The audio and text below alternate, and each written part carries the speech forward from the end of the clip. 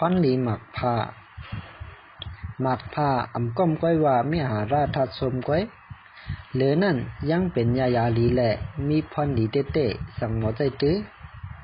ในหมักผ้าในมีธาตุวิตามินและธาตุแร่หลายเจออันมีพรหลีต่อตัวคิงก้นเฮาเหมือนหนังวิตามิน A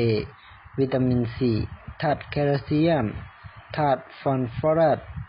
กรดซิลิกกรดมาลิกเจมกว่าเจอไหนเป็นผักป่วยอันกายังเป็นยาแทงลูกก่อนช่วยให้สายตาตื่นใสแหละเหมือนหนังพ้องเฮาเหงามึกเหงานอนจึงเฮ็ดให้เฮาตื่นจังฝังใสไหลเป็นยายอมตันดากก้นปีสังใกล้กินปันกวน1 วัน 1 ก๊อก 1 อิดถึง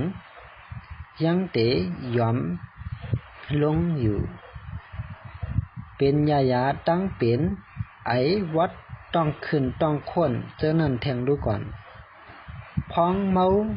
โลดเมากาถึงสุดนมอายมันแหละกินปันอิดออดก็จอยไหลไหนเอาจอยให้ตั้งกินในต้องย่อยง่ายจอยแกดแค่ให้กังตั้งเป็นอันจังเป็นตีไตจอยให้มดใสหลีขึ้นแหละจอยให้ตับมดใสหลีขึ้นแหละมีพรหลีต่อตัวคิงเต้ๆมาพาในเขาตั้งตื้อหลายซื้อหลายลองเหมือนหนึ่งเอาเฮ็ดยาตั้งเป็นตากินและสังเอาเฮ็ดยาตาตาและสังเอาเฮ็ดน้ำยาสายหูและสังเอาเฮ็ดน้ำยาล่างหวานและสัง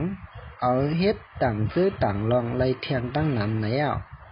หรือนั่นภายไปจากเขายังลาดว่าในหมากพานั่นมีธาตุอันเฮ็ดออกไฟฟ้าไหลในลูกก่อน